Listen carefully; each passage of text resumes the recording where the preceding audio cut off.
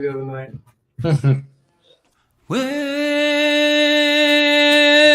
the world has sure gone nutty, buddy, even downright cruddy, buddy. Wish I missed the past, buddy, but there's still Buddycast. No, don't be naughty, go meet everybody here on Buddycast.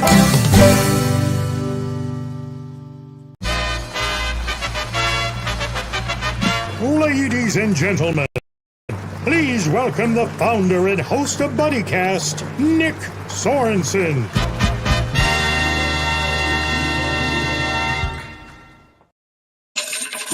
Ah, there you go.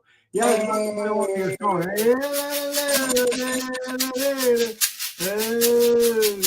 It's another episode of everybody's favorite show, Buddycast. As you can tell, we got a little percussion jam session going on here.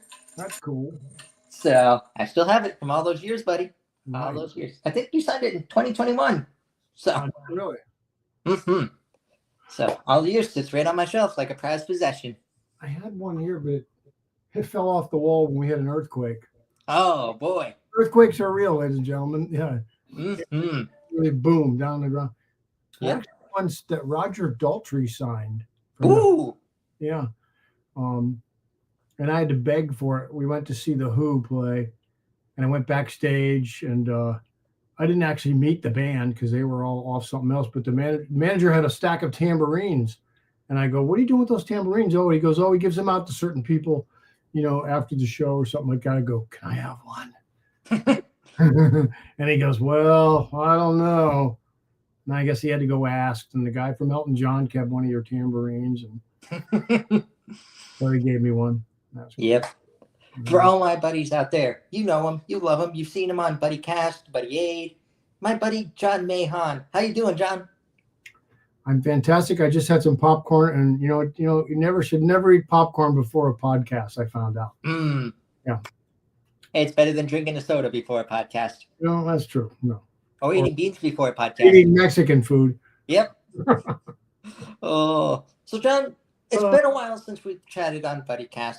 You finished up the final leg of the Farewell Yellow Brick Road tour. Give us a life update. What have you been up to? Wow. I haven't been staying home very much. I've been moving around, and I go back and forth between, I live in Los Angeles, and I also have a place in Ohio. So I go back and forth between the two places a little bit. So I've been doing that. My house in Ohio it was my parents' home, so it needed a lot of work. So I spent some time fixing that and doing some, little of the construction myself, because I actually kind of like doing some of that stuff. So it's funny, a lot of musicians, not a lot, but quite a few musicians I know, they like doing things with their hands that, when you play music, sometimes you play the music and then it just disappears into the air, right? It's sound, but when you build something, it's like, it's tangible, it's there and it lasts, and you can look at it and go, look, I did that. That's why musicians like to record as opposed to play, right? Because when you record, you actually build something. So I've been doing that. Speaking of recording, I've been doing recording sessions for quite a few different people, couple different artists. I'm still writing some songs for myself here and there. I've done a couple of club gigs. Let's see, I played a gig with the band Foreigner, which that was here in LA. And I did a gig in, we'd still do some Elton shows, but as far as not Elton shows, I did a gig with a New York artist, Jan Close. That was down in Venice here, at a really cool place called Venice West, historical old nightclub. And little gigs on my own, like some club gigs in Ohio, and sitting with a band here and there. Bob James, the jazz piano player, I did a gig with him back in Ohio also. So it's kind of weird, because if you're a musician and you like sort of live in LA, and you go on the road like I've done for 27 years now with Elton, and then before that I was on the road with other bands, but with Elton, it was pretty much I was on the road a lot. you lose touch with a lot of the guys that you used to play with, that I played with 20 years ago. So it kind of sucks in a way that I've lost touch with a lot of these people. But I just literally today I was on the phone. A guy called me about something, and I haven't talked to him in probably 10 years, but he's a guy that I used to work with all the time. And that's how you build your network of people. So between, recording, this is sort of my office studio we're in. There's all the recording stuff's right over there. You can't really see it, but you can see some of my electronic stuff back there, which has turned into a table because I haven't used that part in a while. Between that and I'm doing a little bit of just traveling for family and fun. I just spent the weekend in Atlanta. My niece got married, and then and before that I was in Denmark to do a show with Elton, and I went down to Spain for a couple days and back up to Denmark, Copenhagen. And I have another family wedding coming up pretty soon. I've got a bunch, all my nieces and nephews have decided to get married this year. So we have one coming up in San Diego, another one back in Cleveland. So, and then I try to intersperse a little bit of traveling. We were up in Northern California about a month or so ago, way up north in Northern California, above San Francisco, which, if anybody hasn't been there, it's incredible up there. It's really super rugged. It's super, what's the best way to put it? It's not hot and, it's not the baking Southern California, hot fun in the summertime. Up there, it's a little more rough up there. It's more like living in Buffalo. It's funny because I was just in Buffalo this weekend. Yeah, not the snow and stuff, but it's it can get cold and windy up there, but the coastline is beautiful. They have whales come through there to go to the south, and but not a lot of people go up to that part of one beautiful little town. If you ever go there, it's called Montecito. No, Mendocino. Montecito, Santa Barbara, Mendocino, and also there's Fort Bragg, and that's where I'm talking about, that part of Northern California. And if you keep going north from there, you wind up going into the where the really, really big redwood forests are, what they call the Valley of the Giants, which is some of the biggest trees in the world are there. That's up by Eureka, Arcata, Humboldt, which a lot of people, pot smokers, they know about Humboldt because that's where in the olden days, that's where all the best pot came from Humboldt, and that's up there. And there's still a lot of pot growing up there because it's the right kind of climate for it, from what I understand. I'm not a big pot smoker, but so I'm doing that. Nice little trips, or I'll take a bike trip now and then where I'll go out and just throw my mountain bike in the car and I'll head out to the desert for a week, just on my own, and just explore, because now I'm semi-retired, if you will. I can, I look at it like, if I don't do these things now, then when else am I going to do them? There's nothing worse than waiting around and going, oh, I'll do that when I get old. No, you won't, man. Nope. You won't do it when you get old. What'll happen when you get old is you'll probably have to have your hip replaced or something. Do these things, do things that are physically challenging when you're young, when you're able. How's the song go? Live like you're dying?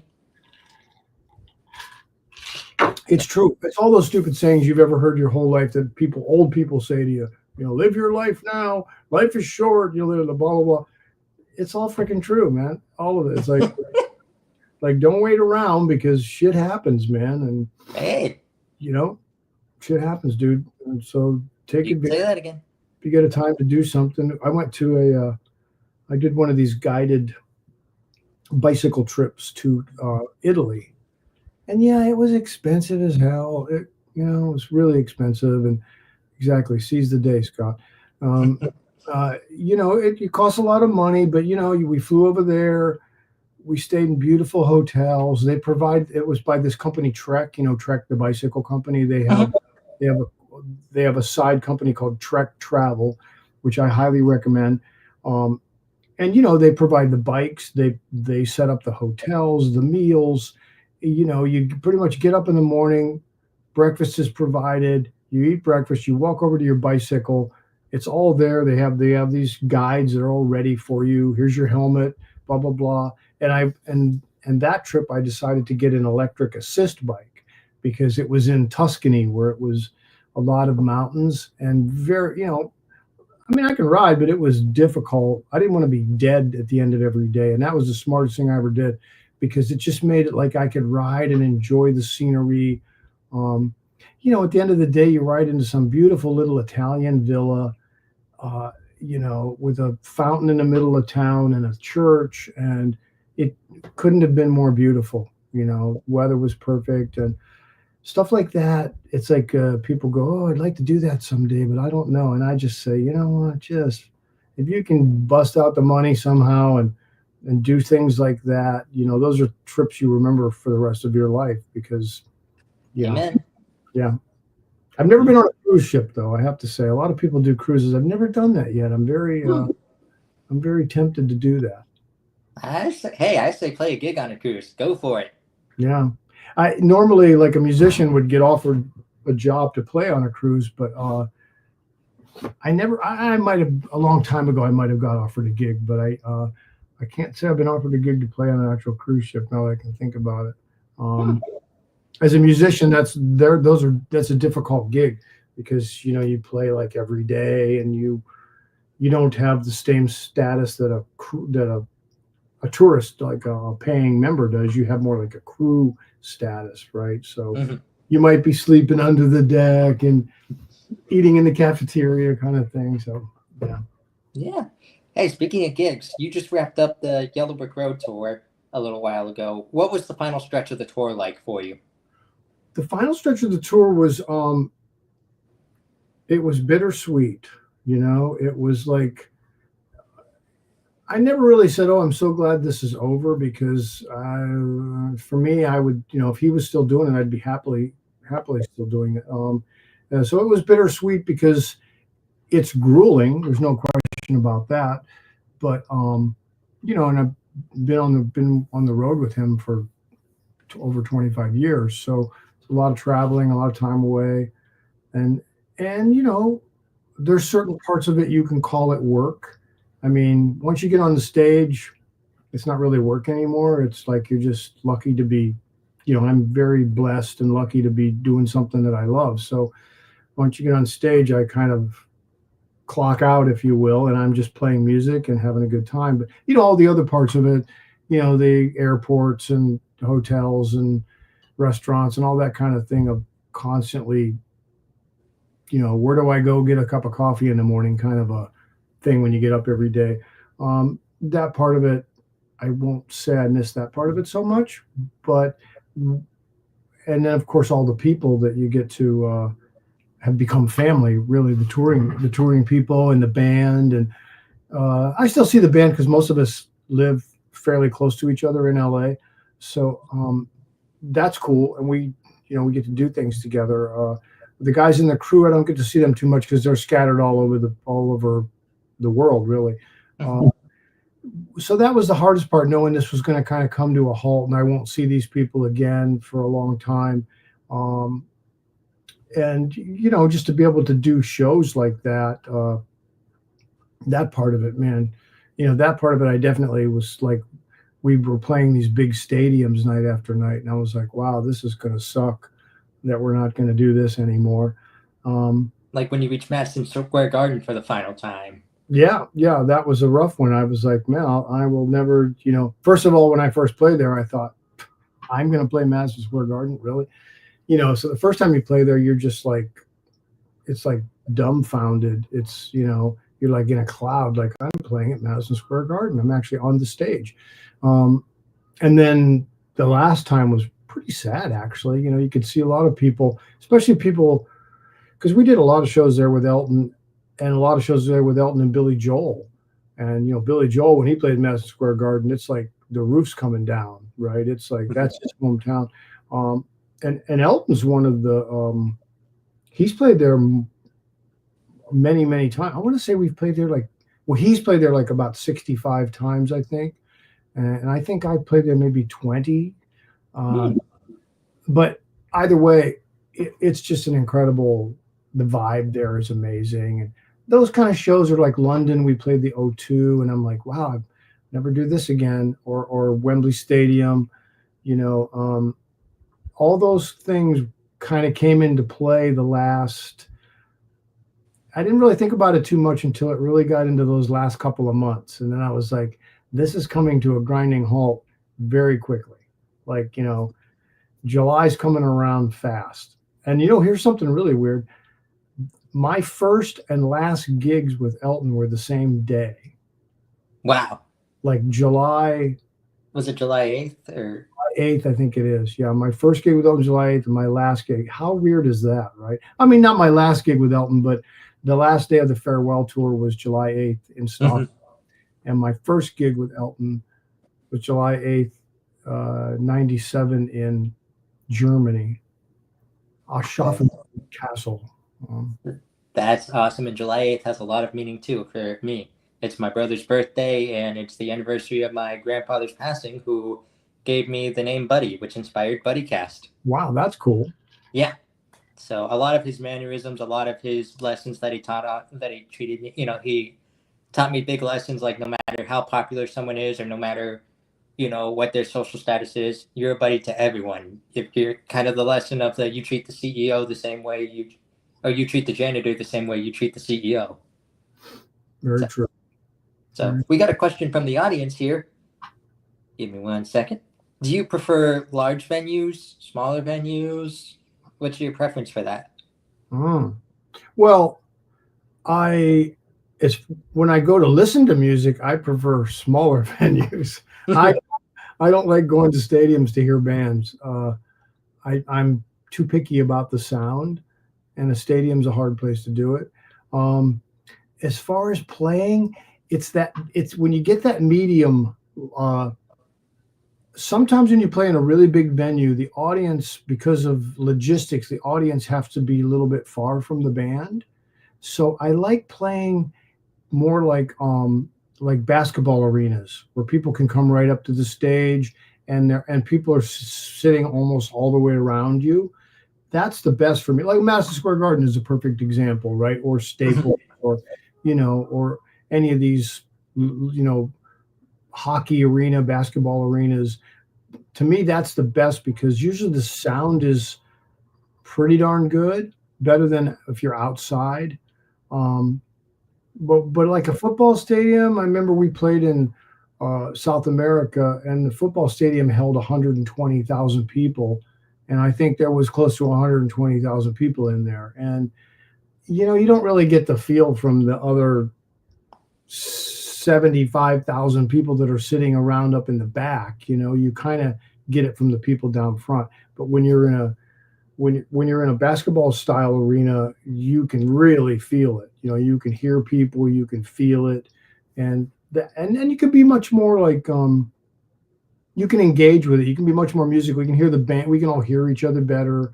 Playing outside, sometimes the sound just takes off, and you don't get that bounce back.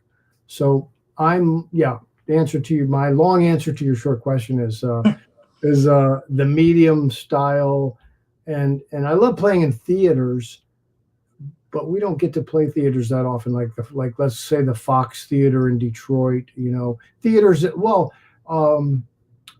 the Las Vegas Theater was fantastic. That was the Coliseum at Caesar's Palace. That's a great place to see a show, because it's much bigger than you think it is. It's about 4,000 people, I think, which is pretty big for an indoor theater. But the sound is incredible. It's comfortable.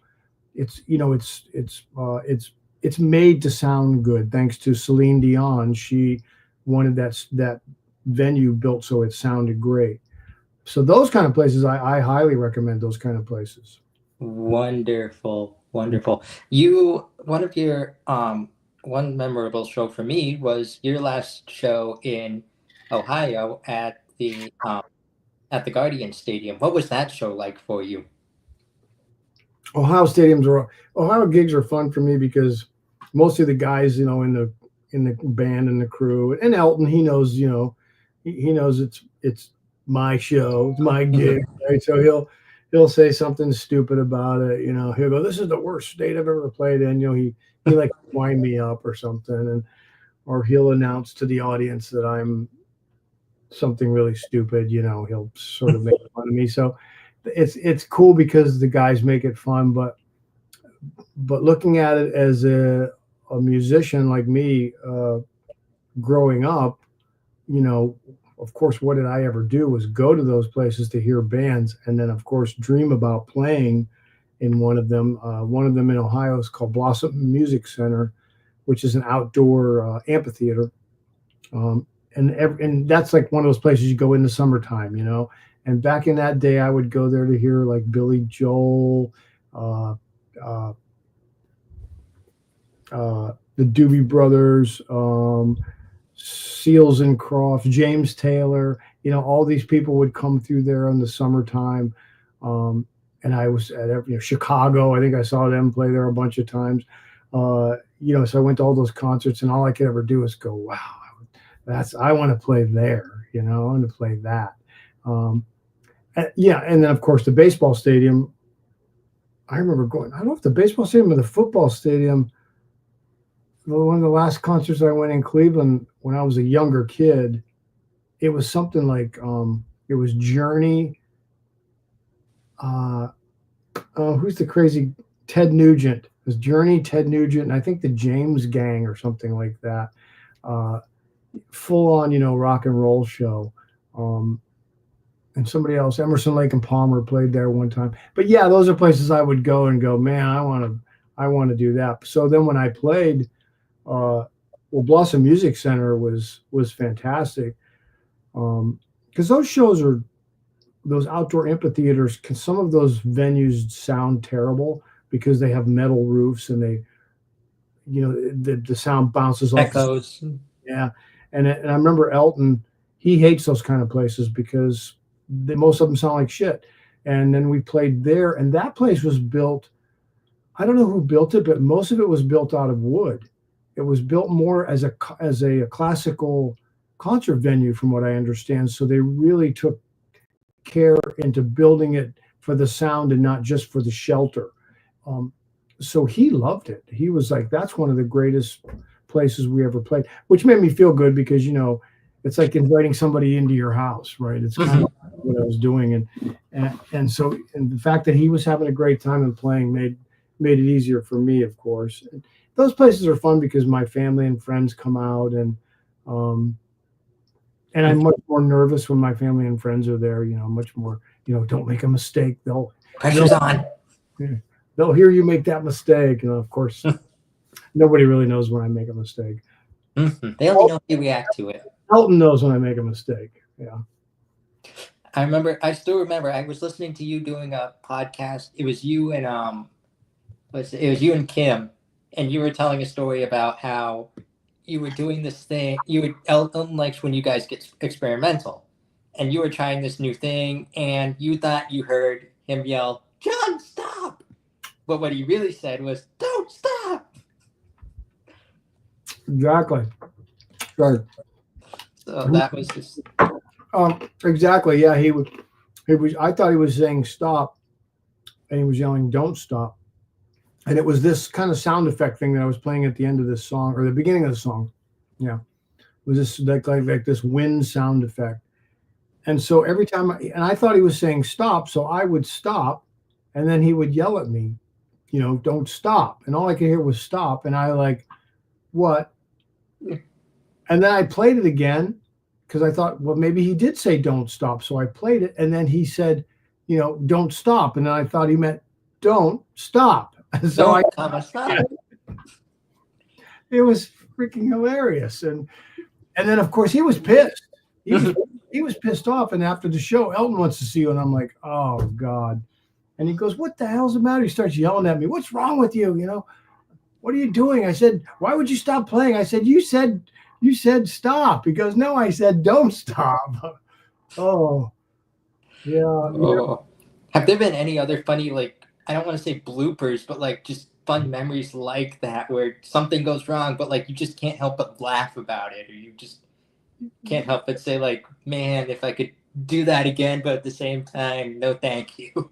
Yeah. There's been parts like that where, where you think, he thinks you're going into one part of a song and you think he's going here. And sometimes I will cue off of what Elton does, like, because not every song is set in stone, right? At the end of some of these songs, we might get into a little bit of a jam, and then if we're gonna maybe sing the chorus again and bring the song to an end, and then sometimes there's been times where he started where I thought he was gonna do it, so then I jump in and start singing the harmony part, and then he looks at me like, what are you doing? I'm not doing it. But then the back of his mind, he's thinking, oh wait, maybe I'm supposed to come in here. So then he starts doing it and I stop doing it. And then he looks at me and then we're just like, what the hell? Right? Let's just get out of the song as fast as we can. Mm-hmm. There's parts where you, like what Kim and I were talking about, where you think you're doing something really cool and he's looking at you and I'm playing this cool part. And then he looks and then you stop, like, especially like at rehearsal, you'll play something and then he'll go, stop. Hey, John, are you playing that part at the end of the song there, that thing? And I go, yeah, I'm doing that. He goes, don't ever do that again. It's freaking terrible. You know that thing that you're doing that you think is really cool? Yeah, never again. No. Yeah. I'm thinking, oh man, he's going to love this. And, oh yeah, that's me. Yeah. Don't ever do that again. It's awful. Oh, at least he's honest. At least he's not like one of those, hey, great job, really loved it. Never want to hear it again, but you're doing wonderful, But I would rather have that. I was talking to my friend Russ McKinnon, a great drummer. He was over here yesterday, and we were talking about, you'd much rather have somebody tell you when they don't like something that you're doing. Mm-hmm. I mean, I'm sure that falls into every job, but a lot of jobs, people probably aren't allowed to say that to somebody. But if you're a member of a band and you have a band leader, if he tells you, I don't do that, I don't like that, I'm like, yes, thank God, tell me what to do. Mm-hmm. There's some musicians that are really amazing at communicating with musicians, with other band members, and there's some musicians that they don't like to do it, so they don't do it. And that can lead to trouble down the road. When you find a guy that's like the amazing Bob James, the piano player, he's one of the greatest. It's not easy to tell drummers how to play. Drummers are different. It's a different thing because we're just playing a rhythm instrument and we're creating time, or we're keeping time, or we're coloring the music, and not necessarily, we're not playing chords on the piano or chords on the guitar. We're pounding out a beat, if you will, and what we do, we make the time go along, and then we transition to the next part of the song, usually with something that we play. And some, like Bob James, is so amazing at telling you how to either transition or the style that he wants you to play. And not everybody can tell a drummer, oh, I want you to do this, because sometimes somebody will say, that thing you're doing there, well, it's too fast, and you should be. And then you think, well, wait, am I playing too fast? It's all about how you communicate to another musician. And with certain people, of course, it can be delicate. You get somebody who's got an ego involved, it can be a delicate thing. But there's musicians I've met that are amazing at it. And then there's musicians that I've met that are just the other side of the coin. They're just like, don't do that. Like, well, Elton, he's probably a good example, right? Mm-hmm. Don't do that. It's terrible.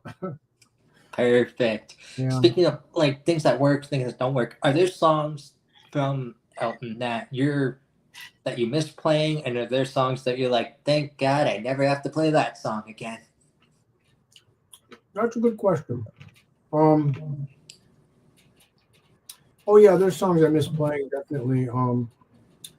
Every now and then he'll pull something out of the hat that's very different. One of his different album cuts. Let's say like Roy Rogers or Burn Down the Mission, Gray Seal. We don't play that very often. what's that other one somebody just brought up to me the other day?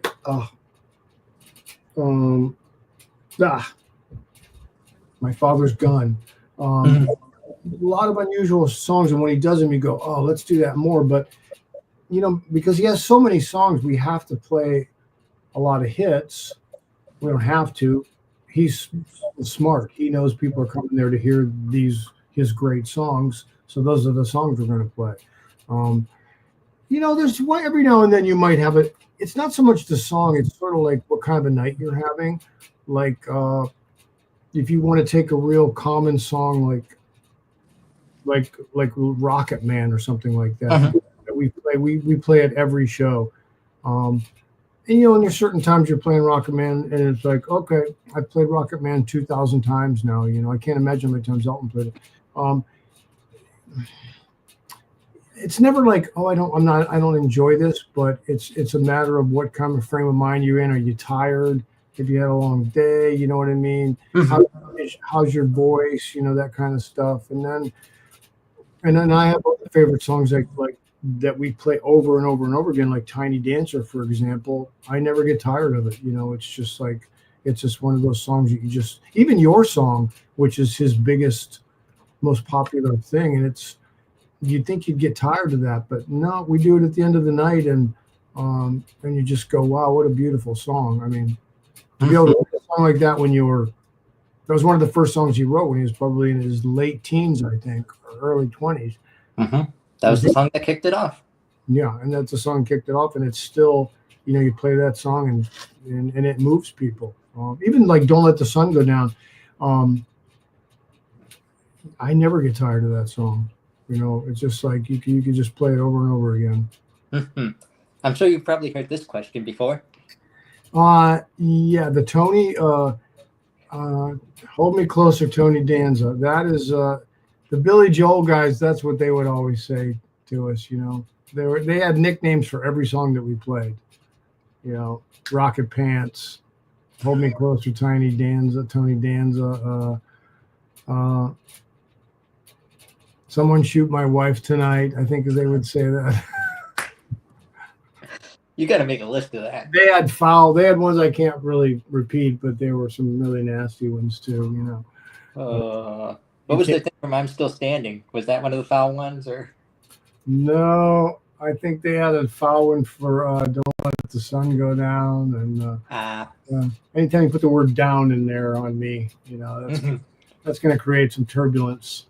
I'm Still Standing. We play that song all the time, and it never gets old. It's fun to play. It go crazy. Some of those songs move people so much, but especially songs like, well, Don't Let the Sun Go Down. I would see people out there crying during that song because not everybody, but a lot of people, that song has helped them get through a difficult part of their life in certain ways. And, because of Bernie Taupin's incredible lyric. And I mean, without Bernie Taupin, there would be no Elton John, really. I mean, Those lyrics are unbelievable. And Elton's beautiful because he recognizes that all the time,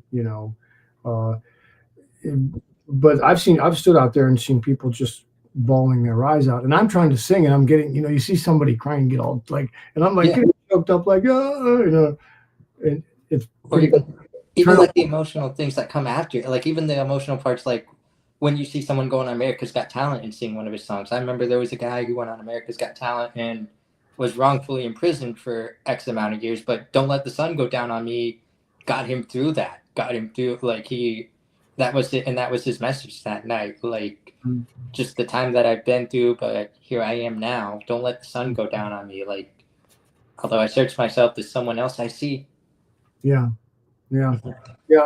Elton is, he gets all these people will say those things to him, and he's heard it many times. But you always see that someone says it to him, that's done this for me, done that for me. And you'd think he's kind of overhearing that, but there's always that little spark in his eye when he knows that did something for someone. It touches him. he doesn't always show it enough, but I can tell that he, He's still human. He still has feelings and emotion. very human. Yeah, he's very human. He's got a lot of, even though he's super successful and wealthy, et cetera, he's still had a lot of hard things in his life, like everybody else has. But he appreciates it, even after this many years, which is incredible. And I've got to say to him, my message to him, but what you were saying, the sharing a song message, and his song Rocket Man has gotten me through so much. So you and me were talking beforehand. You know my situation, and that's what I deemed my boy. I deemed my boy Rocket Man. When we found out it was a boy, I'm like, it's either gonna be a tiny dancer or a Rocket Man. And we found out it was a boy, and I immediately started playing Rocket Man, and I actually wanted to show you this little thing. I know this is going to be backwards because of the screen and everything, but I don't know if you can see. Oh, I see it. No, now it's flipped its way around now. Yeah. Oh, yeah. There's a little Rocket Man at the end. Like, I'm thinking of making this a tattoo one day. There's a cardinal on top because I've seen 1,000 cardinals since then. But there's a little Rocket Man, a little cartoon Rocket Man at the end. Yeah. I'm working on a new drum head for my well, I have all my that big drum I have on stage. I have these drum heads.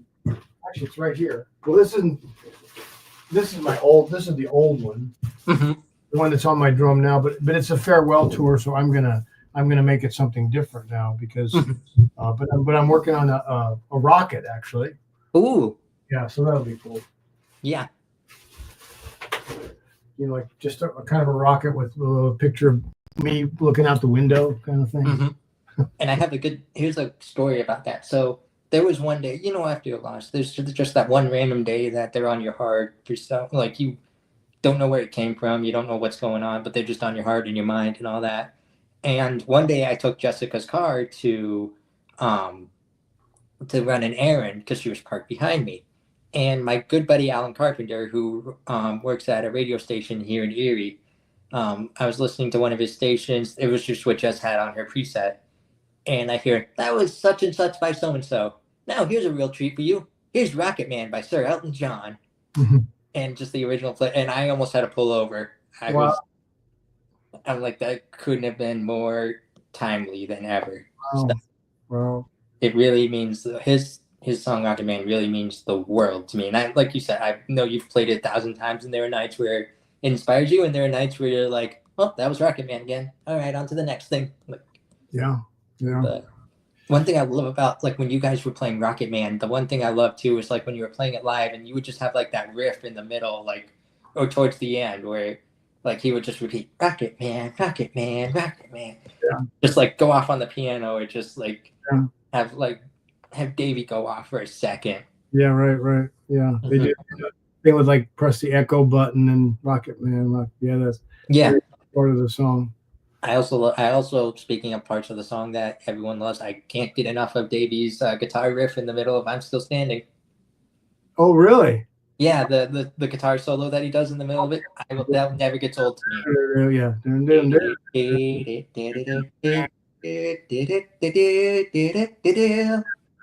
So if you ever see Davey, tell him I said thank you for that. I will see him hopefully this week. Yeah. I'm so glad that he plays those parts like. Well, Davey's amazing, man. He's like, he created a lot of those guitar parts, like the beginning of "Bitches Back" and "Saturday Night's All Right for Fighting," and and every time I get Davey here in the studio to work on something for me, just everything he picks up. I have an old this old guitar, this thing called a Mandocello that my uncle gave me. It was built in like 1896, and Davey just picked it up, and I was like, dude, I can't believe it. It even sounds like everything he touches, well, string instruments, I mean, that's his thing, but he's so creative.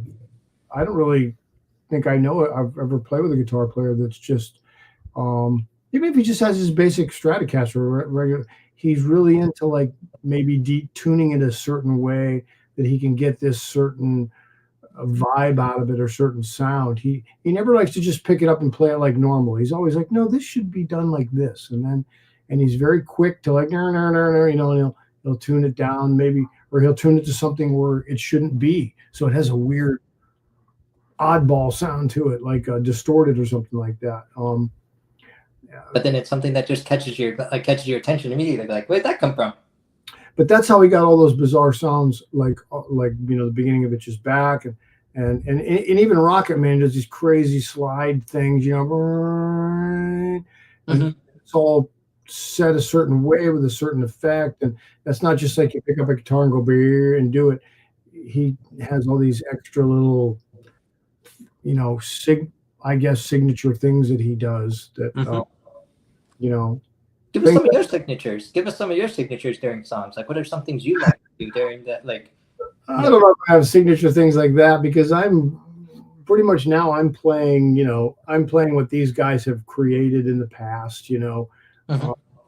Those guys were making those records in the 70s when I was quite a bit younger, and they were young too, but they were making those records in the 70s. And in those days, it was all about you go in the studio with a bunch of guys and just be free to create, because they would stay there. They'd go to, like let's say the Chateau in France in the studio, and they would all stay there for a couple of months and just get up every day and go, what are we going to do now? Sort of like the Beatles used to do, like, how bizarre can we make this? And that's kind of the way everything was done then. Nowadays, studios are very expensive to rent out a studio and to say, oh, we're going to have a band come and stay here for a month. Whew, it's like hard, most guys can't afford that anymore unless you have a big record deal. So, I have no problem with a lot of those beautiful percussion parts. Ray Cooper, he did them, he created a lot of those percussion parts back in the day with castanets and timpani and all these amazing instruments that he was so great at. And so I have no problem recreating them. Maybe I've changed a few things a little bit, or I, sort of do it my way, but I'm still sort of playing his parts. I don't mind. I love doing that, actually. I mean, when you're playing with Elton, you're playing songs that have kind of already been recorded, most of them quite a while ago. So you want to stay pretty true to to the part that they put on the record. So people, when they come to hear it, they go, that's what I wanted to hear. Nice. Yeah, and that makes sense too, because there's always something, like, you can tell the diehard fan will be like, that's new.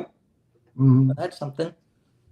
But I remember asking you in past interviews, there are some songs that he does let you get experimental about, like Leave On, for example. Yeah. There's sections of certain songs, Leave On is a good example, where it, breaks down into this jam session in the middle of the song or towards the end of the song. And for a while there, we were doing it different all the time. Like every week we'd play a different version of that song. And we didn't really set any.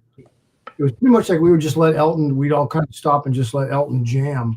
And then whatever he came up with, we try to just kind of jump in there and say, like, hey, wherever you go, we're going to follow you along. So Leave On was one. And I was trying to think of the same song earlier. It's not Burn Down the Mission. Maybe it is Burn Down the Mission. Because we haven't played it in a long time. But there was a whole middle section where Elton just let it go out. And Rocket Man became that for a while too, where Elton just stopped playing. He just got in the middle section. He just stopped. He just looked at everybody like, okay, everybody just back off, and we're gonna just see what happens. And the audience loves that, because it just gets to show that we are a band. We're not playing along to a tape, and unfortunately a lot of bands are now. And there's no click track and there's no recorded music. When you come to hear us, you're hearing the band on stage and what we can do with the instruments that we have there. There's nothing, I've talked to some sound engineers where there's a band up there, but nobody's playing. I'm like, what the hell? I mean, I wouldn't want to see that, but so I understand certain bands need to do it because they really want the audience to hear, just like the record sounds. And when the record is made in a studio, it's hard to reproduce that live all the time. But, the other side of that is you're paying to see the artist, the live artist perform. And I'll you're kind of paying like what you would hear on an album, basically, like what you're hearing. Yeah, Is it though you just took the 8-track home? yeah. I went to see U2 play at the Sphere in Las Vegas, maybe like a year ago or so. It was incredible. I mean, U2. Let's come on. We all know that U2 it's a drummer, a guitar player, a bass player, and the singer, Bono. Now, let's face it. There's a lot of music going on there when you hear U2. You put on a U2 record. There's a lot more than just those three guys. It's not just there's all kind of extra stuff and effects, and there's probably some keyboard parts. So U2 has to have a little manipulation to be able to make those songs play right. But when I went to see him at the Sphere, the whole system crashed. The audio and the video system crashed, and then they were able to bring the audio system back up. So the band just decided to just play just as they are, just the 3-piece band. And it was fantastic just to hear, there was no manipulation. There was no special effects. There was no, click track or anything like that. They were just playing some of their songs. And I was like, this is great. Right. It was super raw, super,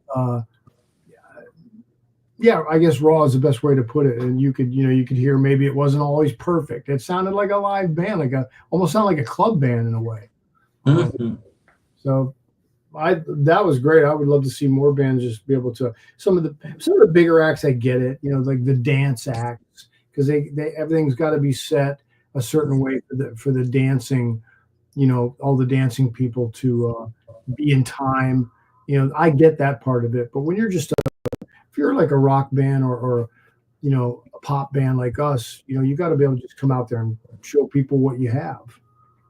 Absolutely. Hey, one thing I wanted to touch base on. You're still involved with Hillsides, right? Yes, still involved with Hillsides. Yes. Awesome. How's that going? And for our buddies out there that maybe aren't familiar with it, give us a rundown of what it is. Hillsides is it's like a group home for children in Pasadena, California, which is here in Los Angeles suburb. It's like a foster home, if you will. It's also a school. Excuse me. They have Hillsides has outreach community where they basically what they do is they take kids in that have been through the foster system that are too that their foster system maybe didn't work out for them. Maybe they're children of drug addicted parents. Parents were abusive, maybe. So they really don't have any place to go. And in Los Angeles, there's a huge amount of homeless children, homeless kids under the age of 18 years old. There's something like 20,000 homeless children in Los Angeles, which is hard to even fathom. So Hillsides provides these little walk-in places where a kid can just walk in off the street, get cleaned up, use the phone, use the internet, get something to eat, that kind of stuff, sleep overnight if they need to. But also the school at Hillsides, there's kids that stay there. And what Hillsides does is it tries to teach these kids to be able to function in the world on their own. So it tries to teach them real skills, everything from being able to wash your clothes to cook and to be able to go out on your own and live on your own and live your life, because a lot of these kids aren't going to be going back and living with a family. And some of these kids have mental issues. Some of these kids are, they need constant supervision. So what we do is just find ways to raise money. We find ways to raise money by doing auctions, by doing performances, any little thing we can do that helps. And because of my affiliation with Elton, he's always very generous to help us out in a way to, find something we can auction off, or Davy Johnstone's very generous, always gives us a guitar every year. And we're lucky we have people that would like to donate, and donation's always a good thing. It's a great tax write-off, et cetera, and it goes to a good cause. I'm trying to hopefully go over there and start doing a little volunteering pretty soon. Hmm. Uh, I had to get registered as a proper school volunteer, which is new to me. But I'm hoping to go over there and give some music lessons when I get a little more free time. Ooh. Yeah. So pretty much what we do is try to raise money, and it's not easy to do that. It's nothing worse than asking people for money or asking people for favors, especially when when you're asking maybe a celebrity or something like that, and it's not the easiest thing to do. It's a little bit painful, but it's for a good cause. So I hunker down and dig in and go do it. Worst thing somebody can say is no. That's what I say. That's my motto for Buddycast. Hey, worst they can do is say no. Yeah. So, but John, I love the auction that you guys do. I always get outbid on them, but I always love what you guys like. How you guys bring in the Elton John band members and give people a 30-minute opportunity to just hang out with them, and then you have other memorabilia. I remember this last time Davey donated a guitar. I remember. There were like other opportunities too. Yeah, there's amazing. I don't know how to. I guess I need to let you know when the auction goes up live. But there's some amazing things to bid on there that are, things that not just music related things. There's a lot of other things that people donate. Like Dr. Drew Pinsky. He donates a weekend at his place in New York City, his apartment, and we've had people donate like there's this sushi chef. He does like a whole meal. People, and he comes to your house and prepares it all. There's little things like that, or a weekend in Santa Barbara somewhere. Somebody did a dinner up at Lake Tahoe. Somebody did a week in Montana. Somebody had a house there that donated their house for a week. I'm like, and they're not crazy expensive. There's certain things we try to, at the auction, we try to ramp it up even more. Like if we get tickets to an Elton show or Billy Joel or something like that. We try to ramp it up at the live gala, to create some excitement. But I will let you know next time, because we're finding out that the more global we make this auction, the better we do with it, because you just never know. One of these guys that bought, I think, one of Davey's guitars, he wasn't from LA. He was from somewhere else in the country, and he saw it online, and he bid big time on the guitar. Way more than the guitar is worth, but he wanted to make a charity donation. So there's people out there that love to do something like that, and they've got the extra cash to do it. It's a beautiful thing. Wonderful, and it's a great thing for a great cause. I'm excited that you're doing it again. And please let me know when you'll do it again. I'll help you promote it. I'll help you get the word out. Absolutely, that'd be great. And speaking of getting the word out, I heard earlier, are you a coffee fan? Are you a coffee drinker? After the episode, remind me. You're gonna have to remind me of your address, because you are getting a cup of everybody's favorite cup of coffee. Nice. Okay. Yeah. Ooh. This is, in collaboration with my buddies at North Edge Coffee. We've got chocolate and vanilla. It's like a mix of French vanilla and chocolate. So I'm a big French vanilla guy, and I'm like, what about a cup of coffee that like everybody likes? What does everybody like? And the guy I worked with, who's been on Buddycast, said a lot of people like the chocolatey drinks, and I'm like, chocolate and vanilla. There you go. I'm having what is this? So one of my friends turned me on to this iced hazel. It's not something I would ever order, but it's a iced hazelnut oat shaken espresso. Ooh. Advertising for friggin' Starbucks now, really? Okay. I better get something for that. Hey, if you ever come to Erie, I'll take you to this nice little, I'll promote a local store. I will take you to this shop that I live about 5 minutes away from, and you will get the Nick special. Okay. It is French vanilla with caramel with a shot of Irish cream. I'm going to come up there to Erie because one of my oldest friends lives in. Well, actually, I went through Erie. This is a few months ago, but I had to go to Toronto, and I decided to drive So actually, if I went to Toronto, I probably drove right through Erie, if I'm not mistaken. Did I? Mm-hmm. Yeah, up the 90, right? Yep, the 90. No, up through Buffalo, and then yeah. But my friend lives in Ashtabula, Yep, Jackson, Ashtabula County. Ashtabula County, yeah. Mhm. And I need to pay him a visit when he's up in Ohio. So how far is Erie from there? About like, correct me if I'm wrong, Erie friends. Give me, I think about like 45 minutes to an hour-ish. Oh, that's nothing. Okay. Yeah, no. And again, Erie friends, correct me if I'm wrong. I'm not that best in geography, but yeah, it's right down the road. Like it's right over there.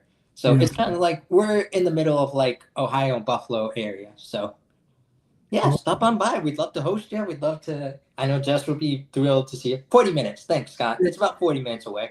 Yeah, take me out for a coffee. I had to go to Toronto, and then I was gonna stop and see my friend on the way, and my trip got messed up, and I just kept on moving to get up to Toronto at a certain time. But Hey, stop on by. You're in the Ohio area. You're right there. I'd stop in Niagara Falls and have a look, because I used to go there. My parents would take us there when we were kids, Mm-hmm. and man, has that changed! Wow. Yeah. It's like a mini Vegas or something there. It's like, man, I was just like blown away by how crazy it was. Yeah. Okay, Christine, I'll pop in there. Mm-hmm. Like I said, just let me know. We'll make a day of it. We'll take you out to Lake Erie, where our buddy Scott has a boat. Let me find the comment here. Our buddy Scott has a sailboat. We'll take you out on Lake Erie. Oh, he has a sailboat. Oh, nice. Yep. I actually just wrote an article for him about it. So That's very yeah.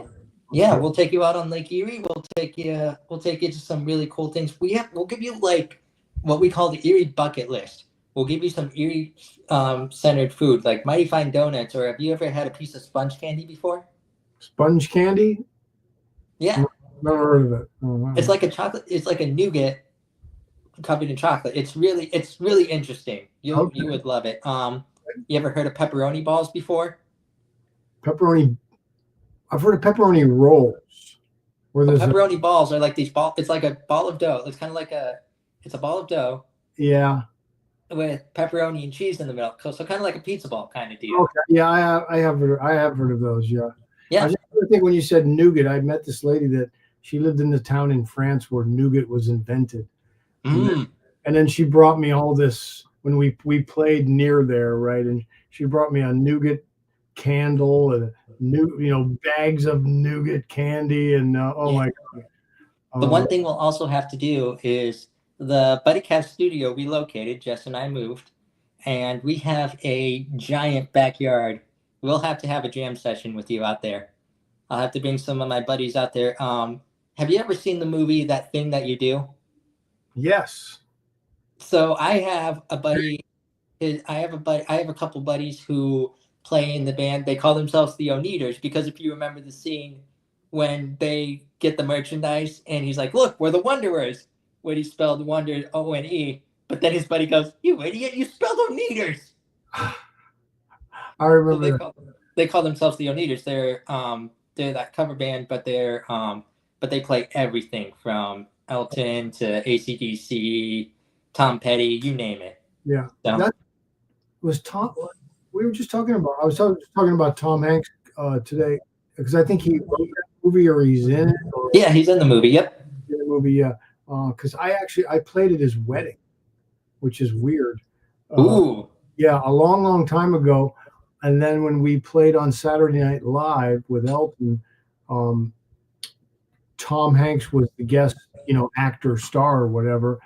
And then, and I was backstage. We were all back. When Saturday Night Live is, the backstage area is very small and crowded, and there's just stuff everywhere, and there's props flying around. You can get run over easily back there.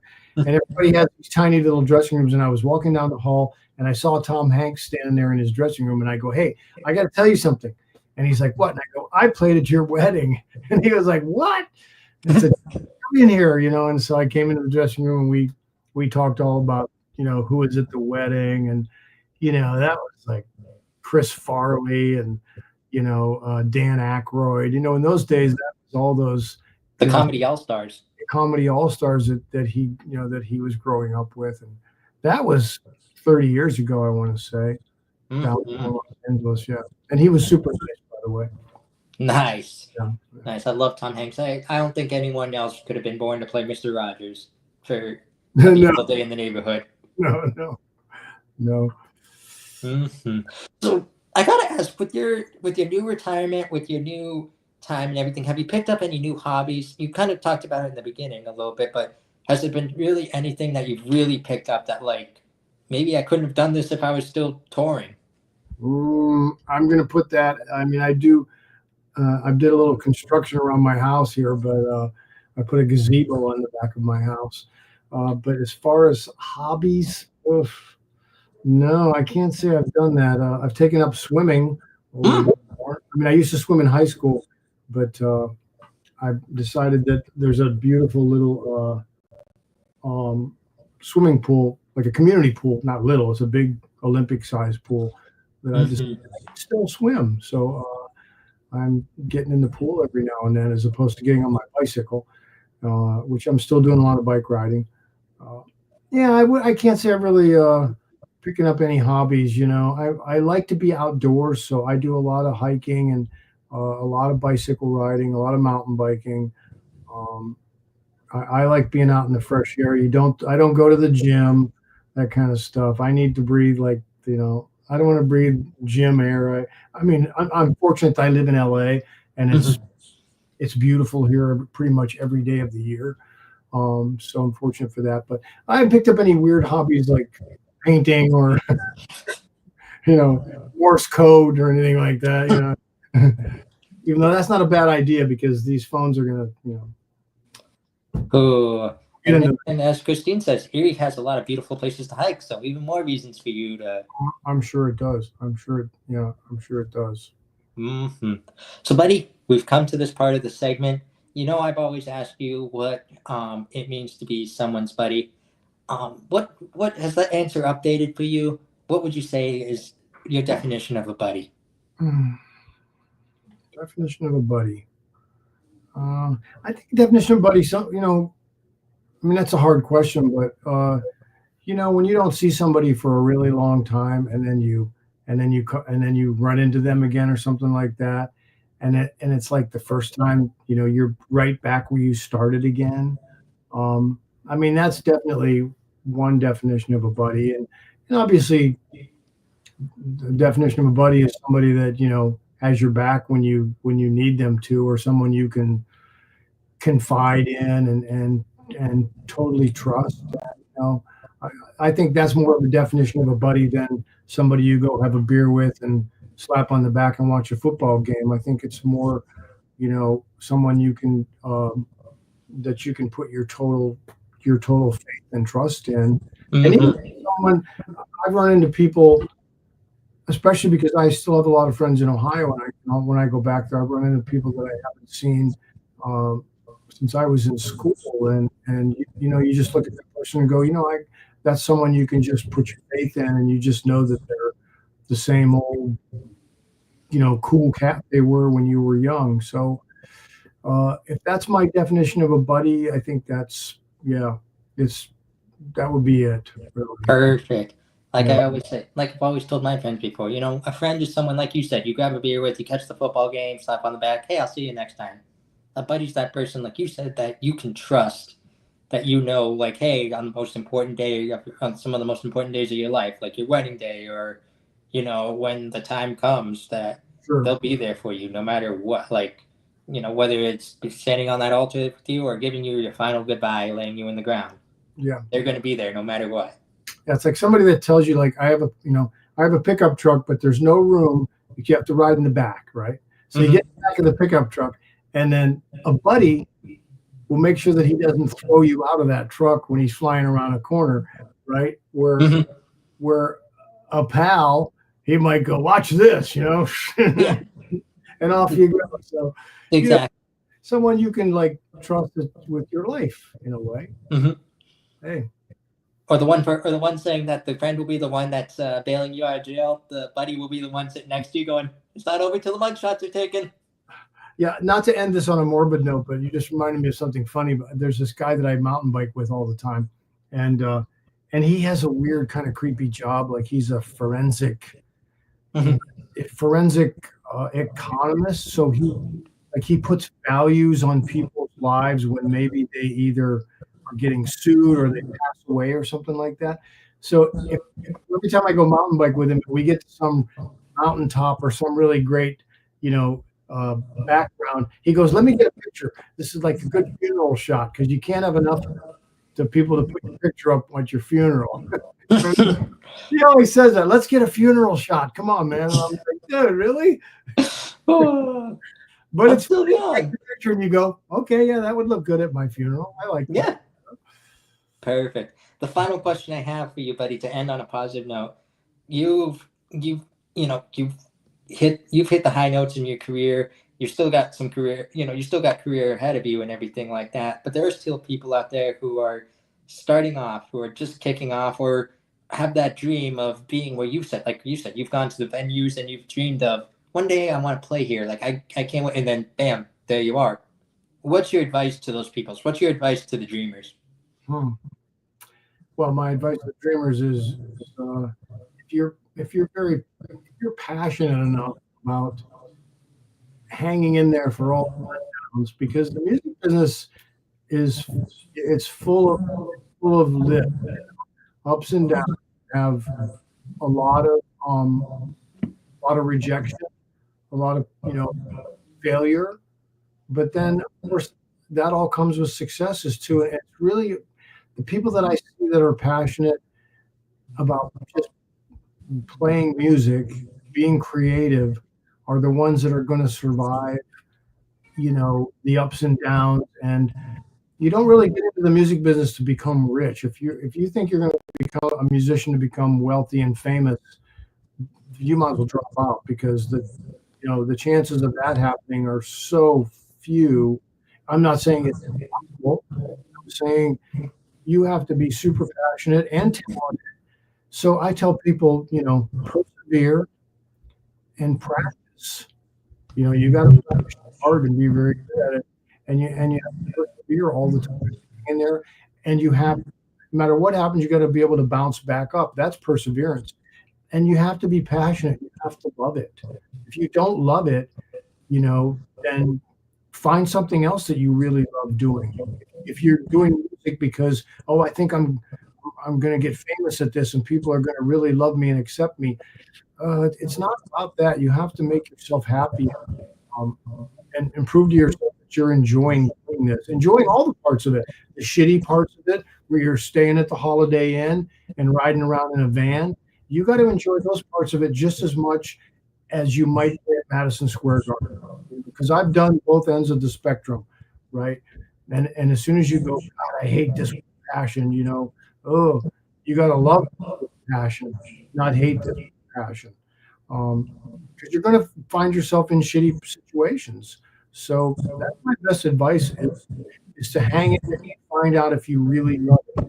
And then if you really love it, then you will grow as your success grows. You will grow with it. So work for the passion. Don't work for the money. Work for the passion, and just find your love for it. That's what I say. Perfect.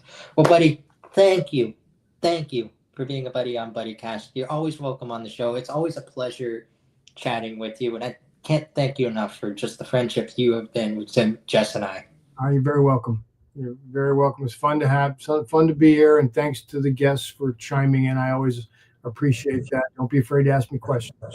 Absolutely.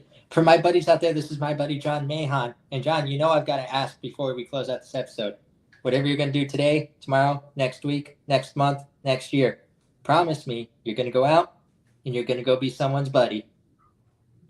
Absolutely. All righty. We'll catch you all next time here on everybody's favorite show. Well, the days are going fast, buddy, we've got to make them last, buddy, before they've all gone past, buddy, tune in to Buddy